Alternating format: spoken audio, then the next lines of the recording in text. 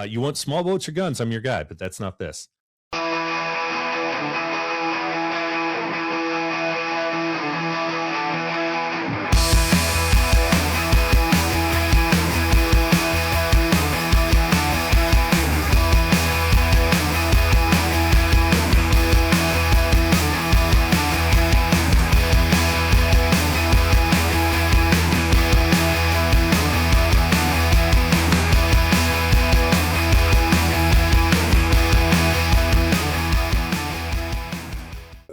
F-4, and the guy in the back's got a kneeboard and pencil. He can write it on his kneeboard, so it's not much of a problem because you're the secretary back there, along with everything else you're doing. Somebody can take a typewriter with you and type up a note while you're flying. But so it's less useful in the F-4 context realistically, but in terms of aviation overall, yeah, definitely it's something you would do. One of the Very cool. And then, things, go ahead, sorry, Mike. one of the things why we implemented it as well, and let's be realistic here, right? The grease pencil, and that's the funny thing, right? In the perspective of module development, that's really just a small kind of like gimmick item we threw in there, right? But for player, that makes a huge difference, sometimes more than how in-depth the hydraulic system is modeled or something, right? Because it just has playability effect, and there's also this difference between sim life and real life, right? Because a real life pilot, they will always go for the comfort and the convenience, and of course the having his flow and workflow in the cockpit and whatnot, and I mean, whatever kind of makes the mission more convenient, I guess, will be appreciated. Whereas the sim player, he looks for problems, he looks for failures, he looks for playing with things that the pilot, after the 5,000th flying of flying the aircraft, rather would not touch again, where the sim guy is like, oh, I want to press all the buttons when I start it up, etc. And grease pencil, especially for multi-crew, is nice because, like Kirk said, you can fly with your Rio and how to reference a point. You would say, look at the church at, say, 2 o'clock, let's draw a circle around it. Mm-hmm. So now what you can do is you can just, as the pilot, place anything in that circle that you drew around the same reference point, and you and the Rio are looking at exactly the same thing, right? And that was So actually a realistic thing that was briefed and taught in the F4s back when they were using paved spike pods, because it was a way to use that mode of the pod. We just didn't like that mode of the pod very much. We'd practice and go, this is stupid, we ain't gonna do it anymore. But it was actually a viable technique, yeah. So it's realistic. That's cool. And nowadays, for me, we use helmet-mounted cueing system, right, in the Rhinos or the Super Hornets anyway. But yeah, I can definitely see having the information up, and then instead of moving your eyes or your head, you just have to refocus, right? So in other words, the information it's kind of a heads-up display in the beginning stages, right? So instead of electronics, it's just grease pencil and elbow grease, I guess. So that's pretty cool. Hey, so to me, there are two modes that the Navy guys would care about. Landing, because we're usually landing on the boat, so nothing against landing on the concrete, obviously, Vulture, and then fighting the aircraft. So if you don't mind, why don't we start with fighting the aircraft, the aerodynamics associated, and then from there we'll roll into the landing if there's time. Does that sound good, Roger? Yeah, that works for me. Awesome. So to me, the visual recce, the thing that stands out most is just the beautiful use, kind of the subtle use of anhedral, dihedral on the Phantom. Right, so you got the wings are kind of not kind of, they're dihedral up, right, and then the tail is obviously anhedral or an A shape versus the wings are more of a V shape, and that lends itself to roll stability, obviously, and controllability at high alphas or high angles of attack. Now, to me, though, Vulture, and kind of bouncing around here, were there specific BFM or basic fighter maneuver principles that the Phantom guys had to abide by? It was basically do this or die when it comes to energy management, airspeed excursions, taking the shots, something like that? Basically, the old speed is life. It was not a slow speed jet, obviously. It did really well when it was going fast. Low to medium altitude, it was in its envelope. 400, 450 knots, keep your smash up and save that energy for that one shot if you needed it for a heater shot. Because we're talking a day when this is not BVR. I mean, an AIM-7 is not a BVR missile. People may think it is, but it isn't. It's just a radar-guided, a nice dogfight missile with a radar. AIM-9Js and Ps or even Es, worst case, or Bs, are definitely not front aspects. So you've got to be able to fly the airplane and get a shot off, when the envelope, shows up, and then be able to have the energy to get out. You're not going to go into a turning fight. That was one thing, because turning fight was fun, but you're probably not going to survive unless your wingman saves your butt. Um, but if you flew the plane to its strengths, and use your tactics, kind of like you think back to the Thatch Weave with F-4Fs back, in Midway. The F-4 can't turn. I mean, yeah, the F-4F can't turn with the zero, but if you got a two ship, and basically what they were doing is loose deuce, and you keep a two ship, where you're always weaving across each other's tail, and you're inside the turn radius, so you can put your nose. I mean, put his nose on the guy coming to gun you. You've got the more maneuverable fighter is not, you've taken away his advantage. So we fought the F-4 kind of that way, even though we weren't taught Thatch Weave. You look back at it and you go, it's the exact same idea.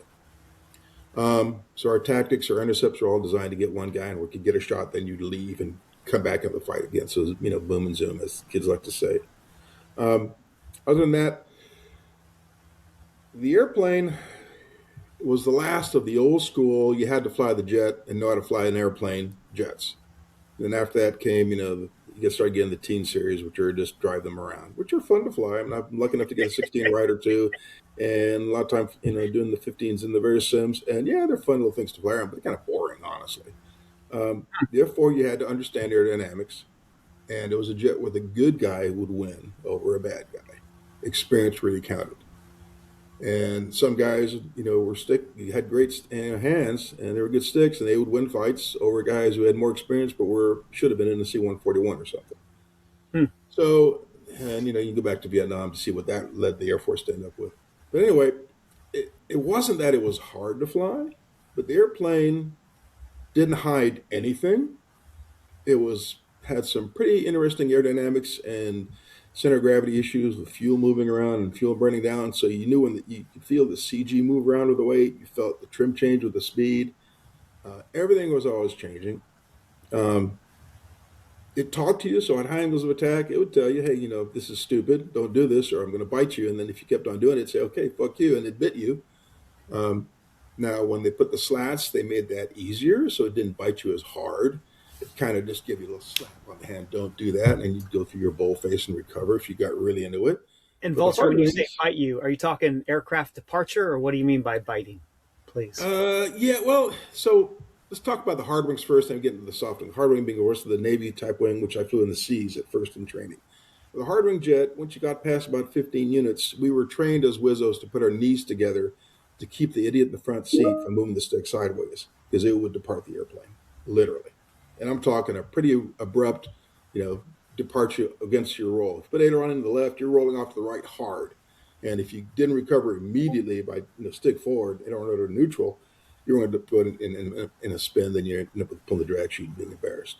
So that jet, once you start maneuvering, it was stick center, fore and aft for pitch, and then rudders to roll. And it rolls really nicely. You can do point rolls on the rudder. So that's what you were taught. And as long as you respected that, and the F-100 was that way, the F-8 was the same way, all those jets of those time frames are all the exact same thing, if you look back at how they flew. But when you're saying, you ignored that. Yeah. Yeah, I'm so sorry, Vulture. Now, you said point roll, so I'm just trying to translate for the folks at home.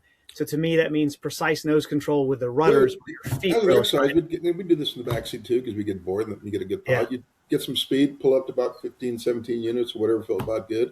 And then just with the stick center, just boot rudder, roll 9 degrees, stop, roll 9 degrees, stop. And it's a big point bow roll because it's going to dish a lot.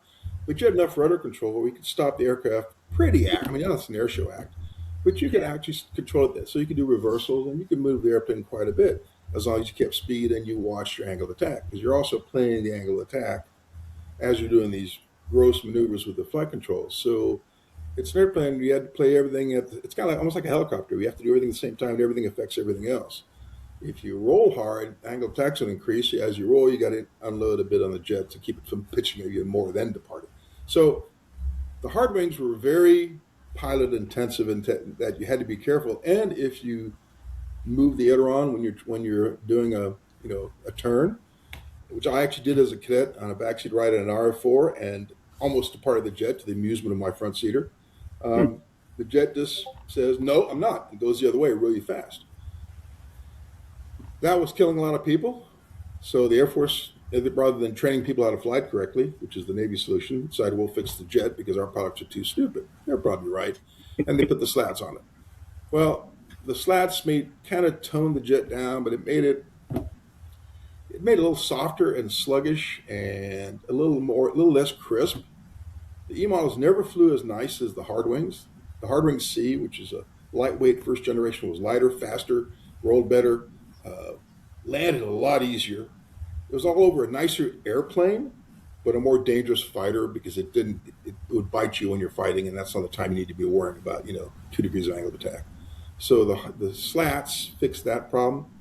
With the slats, you could get a lot deeper into the problem before it really bit you hard and departed, give you more time to recover. Now, if you did get there, by that time you were an absolute target because you were slow, so you're an idiot for doing that. But it would save your ass if you did make a big mistake. All that being said, I think most guys prefer the hard wings for flying, but going to combat, the Navy kind of eventually put slats on theirs, for some reason. Um, so that's what I think a lot of guys like the F-4 when they transitioned to layered jets. They missed was the fact that the jet was really an airplane where the more you flew it and you learned the tricks, you could do some fun things with it. Kind of like the F-5 too, and I'm sure the F-14 was the same way. Whereas you get an F-16, it's who can pull the more G's. How long can you stand 9 Gs? Yeah, no thanks. Not long, yeah. Pain cave. Yeah, Sean, do you mind if I jump in with a real quick question for the dev team? Mm-hmm. So, I know in the E model, right, you guys modeled those slats, and then there's at least one module out there I know that is using the E model to simulate the Navy models back at some of the initial Top Gun, and they artificially have basically welded the slats in. It's somebody else's product using your module. If we don't want to talk about it, that's cool. But if we can, I'd be interested to hear your thoughts on how that's done, and then if you guys are aware how effectively that models the difference. Because again, as a complete novice, having flown the F-4 module straight up and then in this C configuration for the MiG Killers campaign, I think I can tell a difference, but I have no idea what that relates to in real life. So first of all, that's reflected MiG Killer campaign, yeah. Absolutely, yeah. And we of course help them do that. We have Okay. we have a very close relationship with Reflected, and his campaigns are absolutely vital to the well-being of our modules. So are the campaigns of Baltic Dragging, Sedlaw, anybody out there doing campaigns, third-party campaign developers, absolute gift to both the community and third-party developers, just to get that out of the way. But yeah, Dominic, if you want to add something to that, what I will say is this. Of course, the flight model as we have is built with the slats in mind for the F4E, and naturally the flight model that we have also, of course, reflects the airframe that it's built for, which does not include the slats as well. They can be retracted, they can be extracted, etc. By basically disabling the slats, you're removing a part of the flight model. Now, if that translates 100% accurately to how the difference between the C and the E translated in real life, I would put probably a grain of salt there or a pinch of doubt. But at the same time, not having the ability of the slats kind of giving you that extra amount of cushioning or comfort as Kirk described it, you would definitely be closer to the C experience than having the slats. I would say it like that. Dominic, you want to add something to that? Yeah, I would like to comment, but not so much about this slats because it was not my field, and Krzysiek, the main FM guy, is not here, unfortunately. But I would like to elaborate a bit more how we tested the FM, because, like Alex said, the code can run independent of DCS. And also what Alex mentioned, we had really a lot of resources. For example, for the Eurofighter it's much harder, but here we had a lot of engineering diagrams, but also FM data, and a lot of data from aerodynamic tests, in which the aircraft was tested in different configurations, so slats in, slats out, different angle of attacks, etc. And what we could do, and what we did, is we run the simulation exactly like it was in this physical test that was performed. So the same condition, same angle of attack, same pressure, density. So we could recreate this test and then print the results and compare to the real results. And this kind of testing engine which we had helped us to tune the FM to make it match very precisely the real data. Because when we could see what's during development, okay, here, for example, we need to tune a bit this way, here to tune a bit this way, and gave us ideas how to reverse engineer the system. And then, of course, on the other hand, SMEs help also their feedback and their feeling. Okay, this should be a bit more this way, this a bit more this way, and this, like, having the real data and SMEs feedback helped a lot to tune the feedback in general. And There's Dom, more. Sorry, Sunshine. There's also more connected to it, because it's not only the flight model; it's also the input system that in the F4, I would say, is different from the classic DCS kind of input system, because we did simulate the entire bob weights and bellows system that the F4 has. This is why, for example, you will see that slack stick right when you start and you're on the ground. It doesn't have the power and the tension and all that kind of stuff. Or if you fly at very high altitudes, your bellows system will freeze. We have a funny story for that. We have a guy who is also an SME and who helped also testing. And he has the Rhino force feedback stick, and what happens is when the bellows freeze, they slam the stick into your crotch, and oh, sounds dangerous. Oh, so I have a that Rhino. You don't want that happen. yeah. so that's how he discovered that feature. But yeah, I mean, there's and the interesting part here is, and the clever thing, and it's a pity that Grover is not here today, who is basically the brain behind Anvil and also the flight model and hydraulics and stuff like that. But if I remember correctly, and this is a made up number, okay, just to illustrate, just by putting in all the data that Dominic mentioned out of the box, and how Grover designed Anvil and the component-based system and all those things that also then tie into the flight model, it was about at 70% there, which is quite astonishing. Those 30% are now the long stretch. Don't get me wrong. I mean, it's always like that in I think not only in simulation or development, but in creation in general, right? You write a book in 3 weeks and then you spend 6 months correcting it.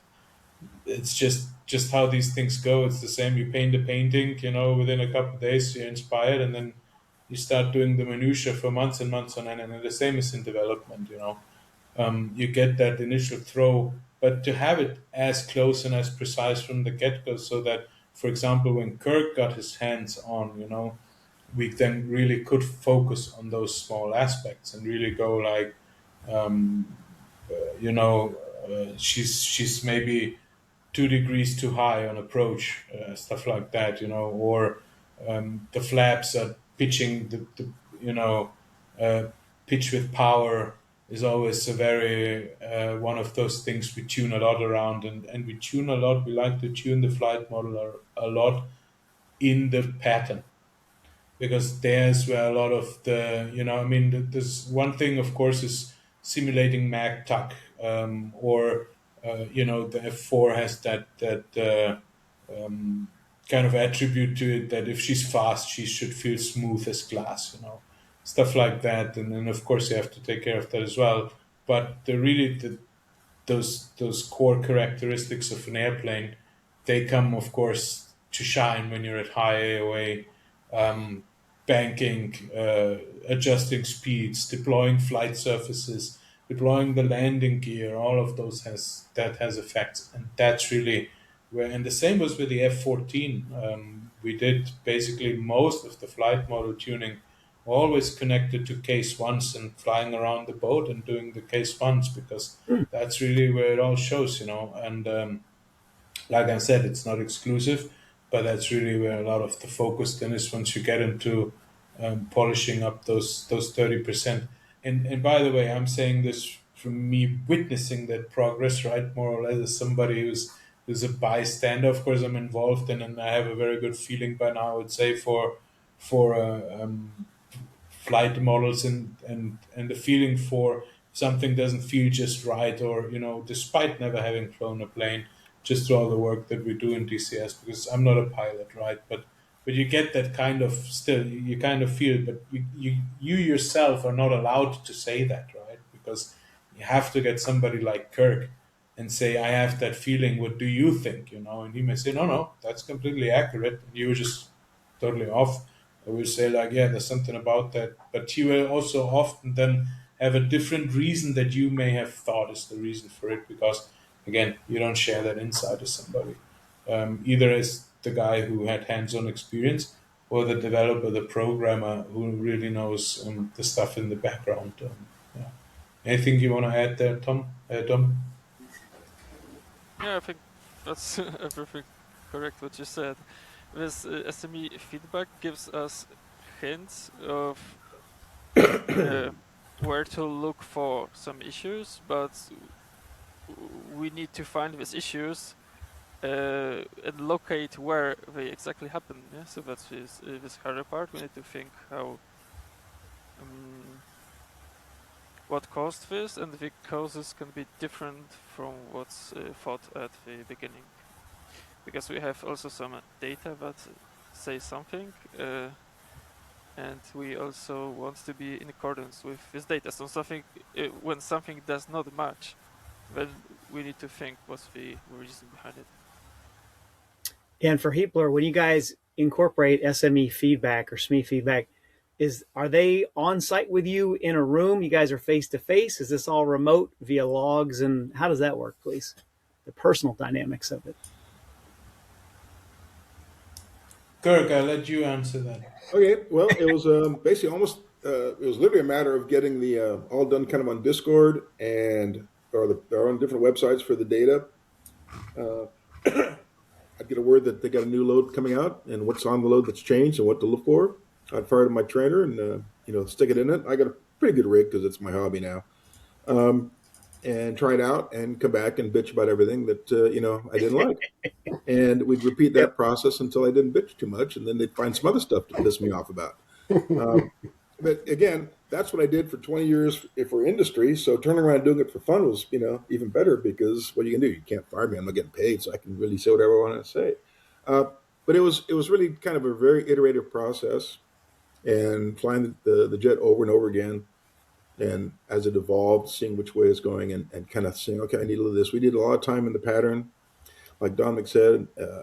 Mike, how it works in the pattern is probably the biggest test of a jet, because that's when you really feel the whole thing. I notice one of my complaints with most DCS modules is that they fly terribly in the pattern. They don't have the right pitch to power relationships. They don't, you can't do, power for altitude and pitch for speed. It just doesn't work right in most DCS aircraft in the pattern. But the F-4 works pretty damn close. And the F-4 is interesting because it's a very procedural airplane to land, and there's one way to do it, and it's the right way to do it, and everything else. Yeah, you can do it, but in real life, you'd break the jet or end up in the weeds somewhere. But you can get away with it in DCS, but that's not the way to do it. And it tells you, you got that steady tone on short final and go to slightly slow, in the not flare, just where you touch down and do the ground effect. You've done an F-4 landing. You plant it down, you go full aft stick, you drop the drag chute, and you're done. Which is why it was so easy to land from the back seat. It was just a procedure. But it tells you, that's what the tone is for.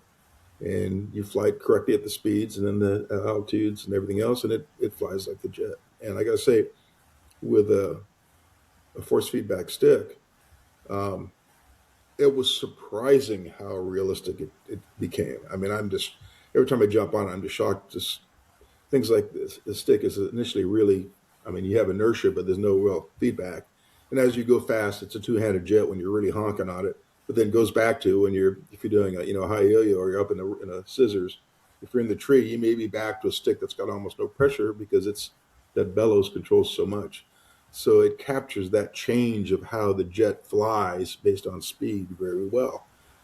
Um, and that's just done by pure iterative process. I mean, once in a while we'd have I don't know if we ever did a Zoom. We talk sometimes, but we did a lot of time going back and forth on Discord because of obviously the time zone changes. I'm working here in St. Louis, and they're in St. Louis, of course, where they made the damn things, and they're overseas. But that seemed to work pretty good. Nice. Okay, so stick force per G when you're fighting, and then kind of breakout forces maybe in the pattern. Now, would your SMEs, so obviously aiming at Vulture, but also the HeatBlur guys, uh, earlier, Iron Mike, you had mentioned case one patterns. So now I'm thinking of the aircraft carrier. I'm thinking of the 800-foot brake, come in for 4-ish Gs, right, to turn downwind. And then the big determiner, or let's say a litmus test, I guess, for realism would probably be the approach turn. And that's going to be the 180-degree turn from about 600 feet down to carrier flight deck altitude or elevation of 60 feet. But now you got Vulture here, who's an Air Force guy and did the box pattern, right? Could do it in his sleep. Did Vulture, would you also work with the HeatBlur guys and do both carrier assessment or kind of carrier assessment, I guess we call it, as well as the box pattern assessment? Well, I didn't work with the F-14 stuff, but actually one of the first things they did when the flight model got pretty good was go out and land on the supercarrier, and I think I went to 2 tries. I caught a 3-wire. It wasn't that bad. Nice. Although the EMOD is not optimized for carrier landings because it doesn't have the boundary layer control. It would be a terrible plane to bring on the boat, I think. But remembering how the old C model was, which is where I'd really like to have HeatBlur make a J or an S in the future with the hard wings and the boundary layer control. That airplane, you could trim it up on final, and it was rock stable. I mean, literally, the jet didn't move at all. And the classic, you just, keep the AOA where you wanted the stick, and once you trimmed it, it stayed there, and just controlled your glide path with your throttles, and bam, you touched down. It had to be a really, really easy jet to bring on board. I guess the Tomcat's not that. I've flown it a little bit in DCS, and it seems, okay, you're working a lot to get it there. But even the E as it is now is not bad because you have a lot of thrust response, but it's not as rock stable as the hard wing with the full blown flaps and leading edges, were. But yeah, I mean, I fly overhead patterns almost exclusively, and the standard 1,500 feet, 4G brake, roll out 1,500 feet, downwind, and then do a one turn base to final, the standard Air Force how you land an airplane, and if you do it by the numbers, it works. It matches the numbers exactly, and you can roll out on mild final, slow it down to on speed, get a steady tone on short final, and then you feel like I said, you feel the ground effect as it goes slightly slow, in the tone just before you touch down. It works just like the airplane did. Like every manual, I've got a test pilot handbook that talks about how to fly F4s. And if you do what he says in that handbook, which dates from the 70s or 80s, that's how you can fly the jet that way. So that is captured very nicely in this module. Okay, and when you talk about BLC, go ahead. I just want to say that the pattern in the F4 to me also resembles much more closely to case one in general, because it's not really flown as this, like you would with the Cessna. You have your clear base leg and then you turn on final. It's really you break over the runway, right, halfway through the runway, and you bring it down to altitude, speed, you deploy your stuff, and then you cram it in and basically make your final turn directly onto the runway, more or less. Correct me if I'm wrong. No, that's right. But and the F-14, and I guess Sunshine, for you, it's going to be the same in the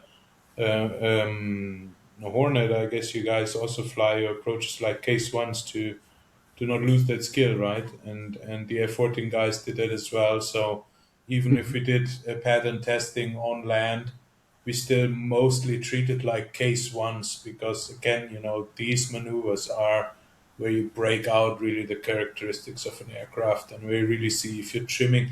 Trimming is always an issue in simulations, because for one, all the peripherals are different. Okay, you might have a very coarse joystick that will give you like 3 clicks of trim instead of one, or try to overclick, or you have a faulty connector there and it's just gonna fire off 5 times, and so you kind of have to also find that balance between how it's really in real life and how it can work in the sim, and Yeah. still gives enough fine tuning for the player of various potential input devices to still bring it kind of on point, and that's where really the case one work more or less, or those overhead brakes, the close tight flown patterns come in handy, because that's where you really you mistrim there where you have to go around, or you're just going to botch that landing. And if you then cannot provide a trim that's accommodating to both, serve the input and the players, and let's be honest, not every player is a pilot, and they don't need to be, they shouldn't be, they should have, as casuals, access to something they're passionate about without having to treat it like a job, and at the same time you have the academics like yourselves and Kirk and so on, who need to go in there and be satisfied with the result equally and say like, yeah, this is spot on, because we want to take you guys down memory lane as well. It is a homage to everything you guys did in the crews that worked on it, and we got a lot of letters, from sons of former F-4 crews that like, my dad's alive again. Wow.